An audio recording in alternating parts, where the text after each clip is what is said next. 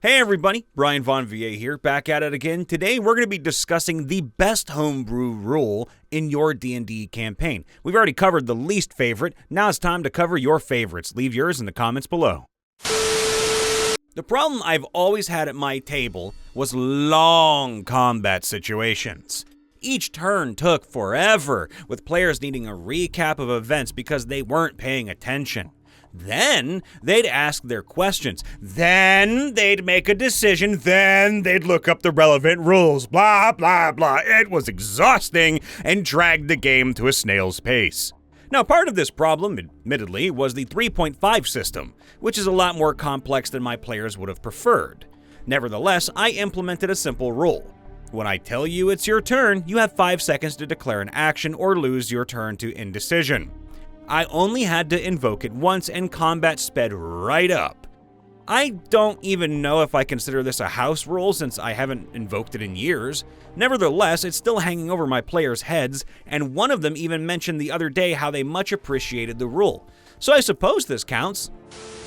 Hey, it keeps your players paying attention, though it can be a problem for anyone with ADHD. Most of my homebrew rules in the game I'm currently running are very specific in the non-standard world, but here are the variants of 2 of them that could work in most games. First, leveling up isn't an instantaneous lump sum. When you earn enough XP for the next level, you need to finish a long rest before you get any benefits. Now after the long rest, you get 2 of the new level benefits. So for example, if a player is a wizard going from level 2 to 3, they can pick any 2 of first level spell slot, second level spell slot, second level spell slot again, new spell slot 1, or new spell slot 2. Now after that, every game session they can opt to activate 1 more benefit each session. I found my players, much to my surprise, do not activate a new benefit every session just to keep up, but save them for when they'll have the most dramatic impact. Wow, you've been trying to get Scorching Ray to work for ages. Pretty great that you finally got it right just in the nick of time to save me from that orc chieftain. It's long bothered me that intelligence has very much become the dump stat for pretty much all non-wizard characters. It has no synergies between classes the way charisma, wisdom, and dexterity do. It has no non-specific class benefits either, like initiative, AC, or HP, like dexterity and constitution do. And it's the rarest save by nearly a factor of 3 compared to the next rarest. A whopping 6 spells require int saves. That's 6 spells, and 4 of them are from Xanathars. Only 2 are from the player's handbook. Why should any character have intelligence over 10 if they aren't a wizard or it's purely role-playing choices? For Arcana checks, even if the party has no wizard or lore bard, just cast guidance on everybody and have everybody make the check. Chances are somebody definitely will get it, because Arcana checks don't happen mid-combat very often.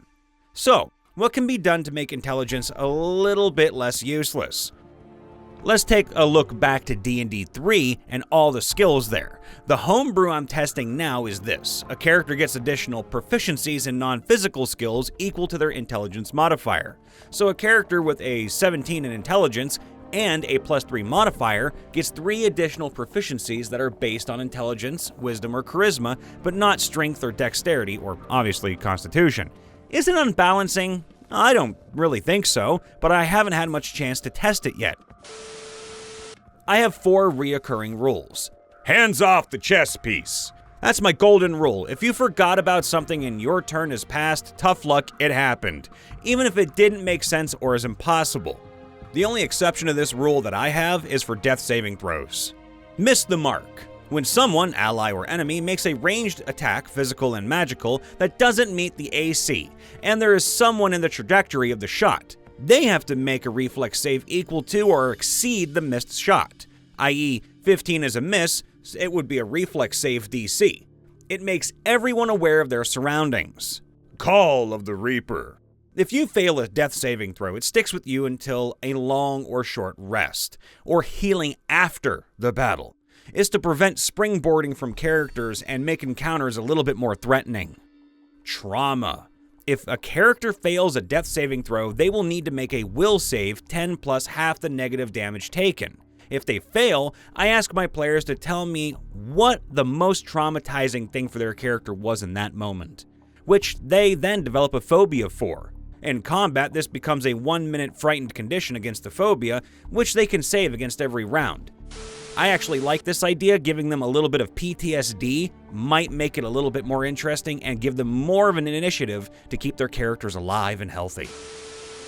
Divine intervention. Okay, so you're some sort of priest dedicated to a god, and when you are in extremis, you have at least some expectation that a direct appeal to your god might, just might, get you some help.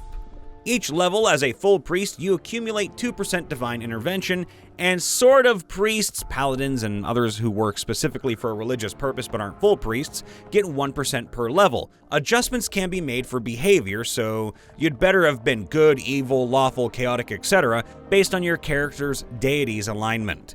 And for if the circumstances serve the god, if you're on a holy mission, the chance can be as much as double. Now, when you are truly desperate, you can appeal for help, and if you roll under the percentage you've accumulated, you get something useful. Anything from a lucky blow to being relocated out of the situation to a full-blown divine visitation. The sort of intervention will be appropriate to the god. Now, in most cases, they'll assist the whole party if that's appealed for, but not always.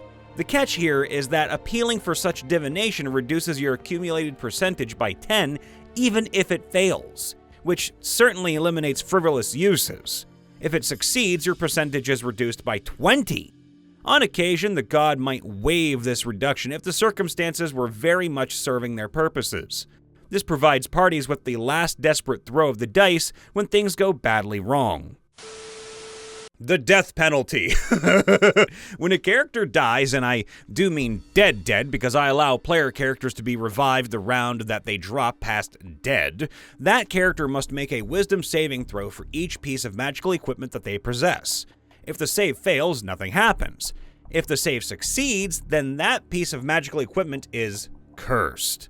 This applies to both PCs and NPCs. The effects of the curse are determined by the amount the roll exceeded the saving throw, DC.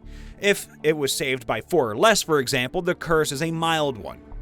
Potions and scrolls will gain a mild side effect chosen from the wild magic table when activated. Charged items lose a few charges. Permanent magic, such as armor, weapons, and miscellaneous magic items, will now gain an annoying side effect when used that does not impact their purpose. A sword might make a noise in battle, for example, while armor might have a discreet glow that doesn't illuminate anything, but does give a -2 to hide checks.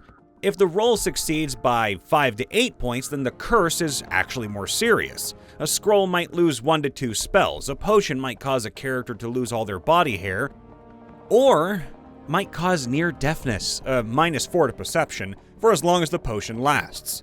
Permanent magic items gain a low-level magical effect, such as a weapon making a lot of noise when drawn, which attracts wandering monsters.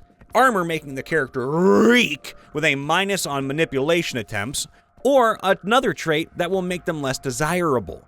If the roll exceeds the target by 9 to 12, the effect is now major. Potions lose their power or become much weaker. A greater potion of healing becomes a minor potion of healing. Scrolls lose all but their lowest level spell. Then we have magic items with pluses lose 1 or more pluses. Other magic items gain a feature that directly compromises their usefulness, such as a ring of invisibility that makes noise when activated. Oh, that would be terrible, like a car alarm going off when you're invisible. And if the roll is more than 13 points above the target DC, then the item is converted into its cursed equivalent. A bag of holding, for example, becomes a bag of devouring, and a magic weapon either loses all of its pluses or becomes a backbiter. This encourages my players to not kill their enemies. Some of my players think that lawful good paladins can have a "kill them all and let the gods sort them out" mentality. It also explains where a lot of cursed magic items can come from. Oddly, many items that have been cursed through this rule seem to be more fun for my players than ordinary items. They liked the quirkiness of each item, and it gave them more opportunities to roleplay as opposed to role-play, with dice. Edit. At the suggestion of Brian Smith, a man I do not know, I'd like to explain why this homebrew rule works. It was originally a comment. This idea is that each character has an aura that extends to their possessions, magical and otherwise. The trauma of dying is then transmitted onto those items, but only the magic ones, which have their own aura and can be affected. Non-magical items will record the trauma of their owner's death, which may be detected by magical or psionic means. Magical items actually react to the trauma of their owner's death because they have a magical aura, and the result is that their powers are changed or reduced. The more powerful and magical the owner, the more likely their violent death will affect their magical possessions. Thus, the trauma of death cannot be transmitted to objects more than a mile away from the character at the time of the character's death, and I generally give a bonus advantage to items that are within the area, but not actually worn by the character when they die. Out of game, it looked like a good reason for all those cursed magic items that kept turning up, especially in OD&D and 1st edition. It's strained belief that a wizard would lose constitution points permanently to make an item with a minor curse on it, so I came up with this mechanic to explain it. The plethora of cursed minor magic items have disappeared, but the mechanic itself was popular with my players. Edit the second, so we have another edit. While I originally wrote that it should be a wisdom save as it was in D&D 3.5, I currently believe that a charisma save would be more appropriate.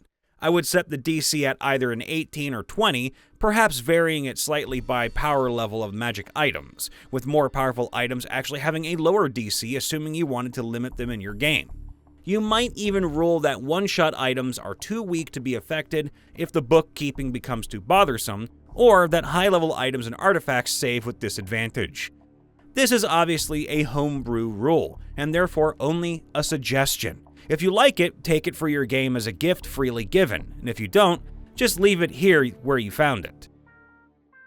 Hey everybody, Brian Von VA checking in after the vid. Please make sure to leave a like, subscribe, ring that bell, and let us know in the comments below. What is your best homebrew rule in D&D? All the love, we'll see you next time, bye for now.